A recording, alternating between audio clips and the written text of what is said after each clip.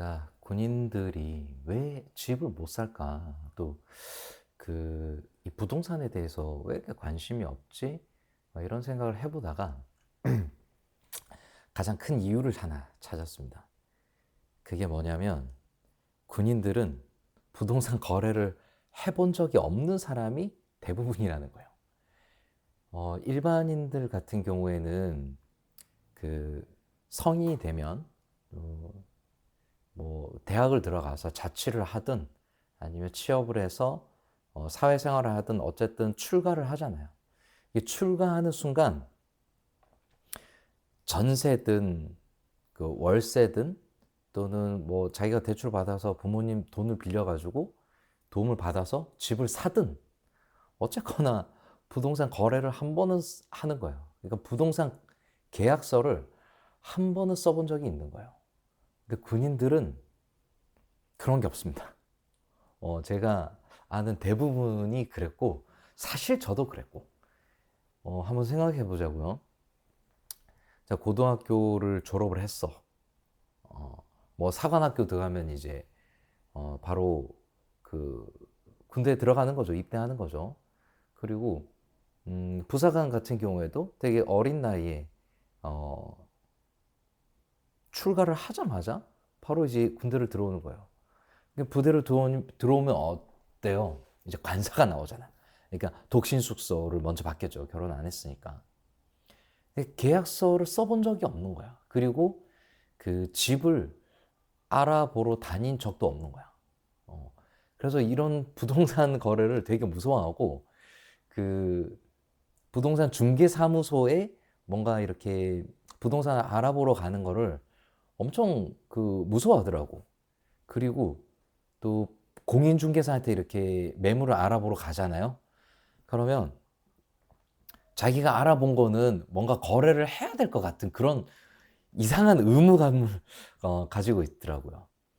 그리고 또 이 거래를 해본 적이 없기 때문에 그 뭐 PX에서 그 뭐 피자빵 하나에 2,000원 이렇게 정가대로 파는 줄 알아요. 그러니까 부동산도 이제 그 거래하는 물건이지만 그 거래를 예를 들어서 이게 피자빵이다. PX에 가가지고 PX 그 계산원 분한테 이거 2,000원인데 500원만 깎아주세요. 이런 건 아니잖아요. 이 거래를 협상하는 것도 되게 무서워하고 어, 그 부동산이 뭔가 가격이 정해져 있다고 생각하는 것 같아요. 그래서 제가 좀 얘기해드리고 싶은 거는 뭐냐면 이 지금 관사에 살고 있고 독신 숙소에 살고 있더라도 그 부동산 거래 훈련, 뭐 시뮬레이션, 또 예행 연습, 이런 것들을 한번 해보라고 좀 말씀드리고 싶어요. 그 우리가 뭐 부동산을 아파트를 내 집 마련을 돈이 있어야 사나? 돈 있는 척하고 뭐 공인중개사도 한번 가보고 또 돈이 있는 척하고 또 대출도 한번 알아보러 가고 뭐 이런 예행 연습이 되어 있어야 내가 집을 사야겠다고 좋은 타이밍을 발견했을 때 또 나의 자금 여력이 맞을 때 그때서 가야 이제 바로바로 살 수 있는데 그게 안 되는 거예요. 제가 2022년에 이제 군에 근무할 때 우리 그 부서원 간부가 한 명 있었어요. 이 친구가 또 진급도 이제 했고 또 나름대로 그 GP 생활 되게 오래 해가지고 그 쌓여있는 현금도 많아. 그리고 이제 진급이 됐으니까 얼마나 신용이 탄탄해요. 그래서 이게 그 대출이 되게 잘 나오는 거죠. 그래서 그 친구한테 너 이제 결혼을 안 했어요. 결혼하기 전에 아파트를 하나 사라. 지금 되게 싸다. 라고 했는데 아파트가 얼마인지 어디에 있는지 이제 알아보지도 못하는 거예요. 그래서 네이버 부동산 앱 지금은 이제 그 네이버 뭐 페이로 이렇게 하지만 어쨌든 부동산 매물 조회할 수 있는 그런 그, 그 사이트를 알려줘 가지고 막 이거는 네가 얼마에 살 수 있고 이건 얼마에 살 수 있고 막 이렇게 다 알려줬단 말이에요. 그런데도 끝까지 못 사. 어, 그래서 이제는 그 친구 갖고 있는 현금으로 그 아파트 못 사요. 다 아시잖아요. 2022년에 얼마나 쌌었는지. 이제는 그때 그 현금 가지고 사지를 못합니다. 그래서 저는 부동산 거래 훈련, 이 예행 연습, 우리 군인이니까 예행 연습에 되게 익숙하잖아요. 예행 연습을 해봐야 돼. 자, 그래서 이 세 가지를 좀 알려드릴게요. 첫 번째는 뭐냐면 리스트를 가져야 됩니다. 내가 어떤 아파트를 살고 싶은지, 어떤 아파트를 보유하고 싶은지 리스트를 갖고 있어야 돼요. 뭐 예를 들어서 나 강남에 30억짜리 아파트 사고 싶어. 오케이. 그것도 리스트 있어야지. 대신에 30억이면 그 밑에 25억짜리, 그리고 또 20억짜리, 10억짜리, 5억짜리, 6억짜리 이렇게 이제 다양한 가격대의 다른 지역에 있는 그 리스트를 하나 가지고 있어야 돼요. 그러려면 이제 부동산 입지 공부도 좀 해야 되는데 그거는 우리 리치군이 클래스에 그 자유시간 투자자님의 꼭 산다 부동산 스터디가 무료로 있습니다. 그래서 그 스터디를 한 2달 정도 입지 공부를 하면 어떤 위치에 있는 아파트가 좋구나라는 걸 배울 수 있어요. 어쨌든 그런 거를 좀 배워가지고 내가 지금 30억은 없지만 내가 지금 1억밖에 없다. 그러면 1억짜리 아파트 리스트 하나 넣고 또 3억짜리 아파트 리스트 하나 넣고 또 5억짜리 아파트 리스트 하나 넣고 이렇게 내가 언제든지 돈이 생겼을 때 내가 이걸 사겠다. 그런 생각으로 리스트가 있어야 돼요. 리스트가 있어야 돼. 그래야 리스트가 있어야 뭔가 그 타겟팅이 있어야 여행 연습을 할 거 아니에요. 그죠? 그래서 그 리스트를 꼭 가지고 계시고 두 번째는 대출이에요. 이 대출 평생 이제 안 받을 수 있으면 안 받으면 좋지. 근데 자본주의는 그런 게 아니에요. 언젠가는 대출을 받게 돼 있어요. 집 살 때 대출 없이 살 수 있다? 네, 이거는 거의 불가능하고 그렇게 한다 해도 자기 수준으로 살 수 있는 그보다 낮은 수준으로 살 수밖에 없어요.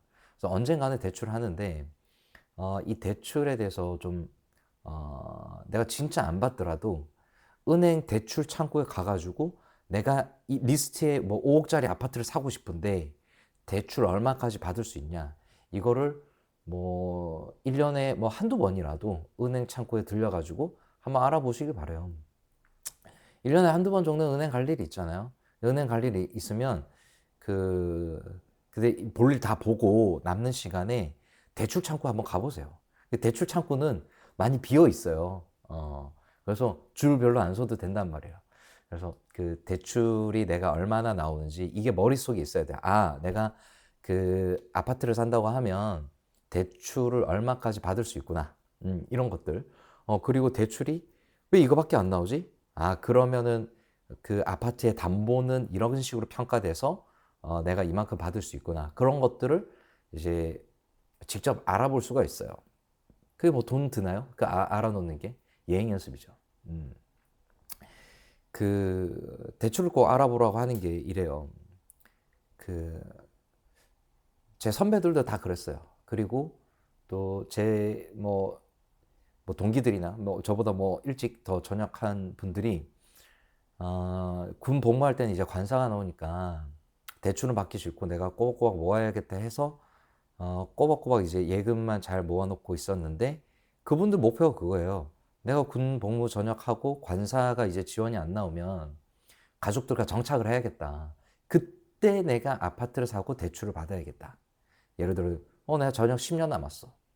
미안하지만 지금 대출 받으면 3억 받을 거를 10년 뒤에 대출 받잖아. 6억을 받아야 돼. 지금까지 그래왔어요. 그래왔어. 지금까지 그래왔어. 그리고 이거는 어떤 자본주의, 이 자산 시장에서는 그냥 정해진 원리입니다. 그냥 정해진 방향성이에요. 그러니까 대출을 알아보고 적절한 타이밍이 왔을 때 사야 됩니다. 자, 지금까지 두 가지 얘기했어요. 부동산 거래 훈련과 예행 연습을 해봐야 된다. 그러기 위해서 첫 번째 리스트를 갖고 있어야 되고, 두 번째 대출을 알아봐야 된다. 그 대출이 얼마 나오는지 항상 알고 있어야 돼요. 세 번째는 이제 중개사를 이용하는 거예요. 근데 부동산 중개사가 전문가라고 생각하시잖아요. 근데 제 경험상 그렇게 전문가는 아니야. 그분들은 그 집주인하고 이제 뭐 세입자나 또는 집을 팔 때 집을 살 사람하고 이렇게 거래를 연결해 주는 사람이지, 그게 목적인 거지. 처음 이렇게 부동산에 가면 이렇게 막 물어봐요, 중개사한테. 이거 앞으로 그 집값이 좀 오를까요? 당연히 오른다고 하지. 왜? 중개사는 거래를 시켜야 되니까. 이 사람은 집값 떨어진다 그러면 거래를 하겠어요? 집을 사러 왔는데? 당연히 안 하지. 중개사들은 대부분 여러분들이 만난다고 하면 그 아파트 그 동네에 그냥 그 아파트 단지만 알고 있는 경우가 대부분이에요. 그래서 이 동네만 잘 알고 나머지 동네하고는, 다른 지역에 있는 동네하고는 비교가 안 돼. 그러니까 무슨 현상이 생기냐면, 강원도 원주에 가가지고 이 아파트를 하나 사러 갔는데 5억이야. 그 중개사한테 이 원주에서 여기가 제일 좋아요. 이렇게 했는데 서울 뭐 경기도권이랑 비교를 못 하는 거예요. 근데 그 5억, 원주의 아파트가 5억일 때 서울에 좀 구축이지만 20년 좀 지난 아파트지만 5억짜리가 있었어요. 그럼 당연히 지금 상황에서 그게 뭐 불과 6년 전이니까 어떻게 하시겠어요, 여러분들은? 지금 원주하고 서울에 구축하고 그 집값이 같아. 그러면 뭘 사겠냐고. 당연히 나는 서울을 사지. 그런데 그 공인중개사는 그렇지 않다니까요. 자기 동네 게 훨씬 더 좋다고 얘기하고 다른 지역하고 비교도 안 해줄 뿐더러 사실 잘 몰라. 그래서 중개사분들한테 여러분들이 물어봐야 될 건, 이 집값이 적절한 집값이냐, 비교는 안 돼. 안 돼요. 그리고 이 집이 앞으로 오를 것이냐, 호재가 있느냐, 이것도 안 돼. 그러니까 여러분들이 중개사를 이용할 수 있는 방법은, 어떻게 하면 현재 가격에서 내가 나에게 좀 더 유리한 방향으로, 그 방향은 뭐겠어요? 당연히 싸게지. 단돈 1,000만이라도 싸게 거래를 성사시켜 줄 수 있느냐. 이런 그 중개사를 만나야 돼요. 그래서 중개사를 만날 때는 어떻게든 내 편으로 만들어주고 나에게 유리한 방식으로 이제 거래를 만들어주게 하는 게 되게 중요합니다. 나중에 기회가 되면 그 부동산 내가 사러 갔어. 그러면 중개소에 들려가지고, 부동산 중개소에 들려가지고 그 중개사와 대화를 어떻게 해야 되는지 제가 나중에 한번 또 남겨드리겠습니다. 자, 정리해 드릴게요. 군인들이 집을 못 사는 이유는 부동산 거래를 해본 적이 없어서 그렇다. 남들 월세 계약이라도 해본 부동산을 한 번도 계약을 안 해서 그래요. 그러면 어떻게 해야 되냐? 내 집 마련하려면 돈을 모으는 거 당연히 기본이고, 그 돈을 언제 써야 할지 결정을 내릴 수 있어야 되냐. 우리가 이제 뭐 결심 조건이라는 게 있잖아요. 결심 지점이 있어야 되잖아. 그럼 그 결심 지점을 알려면, 내가 돈을 잘 모으고 있어. 그걸 언제 써야 될지, 언제 투입해야 될지 알려면 이 세 가지가 준비되어 있어야 돼. 첫 번째, 내가 사고 싶은 부동산 리스트가 있어야 된다. 두 번째, 대출에 대해서 감이 있어야 된다. 배워야 된다. 또 알아보고 있어야 된다. 세 번째, 중개사를 나의 편으로 유리하게끔 이용할 수 있어야 된다. 이 세 가지를 예행 연습 한번 해보시길 바래요. 이런 내용들이 어디 있냐? 군인은 어떻게 부자가 될 수 있을까? 제 책에 다 적혀 있습니다. 감사합니다.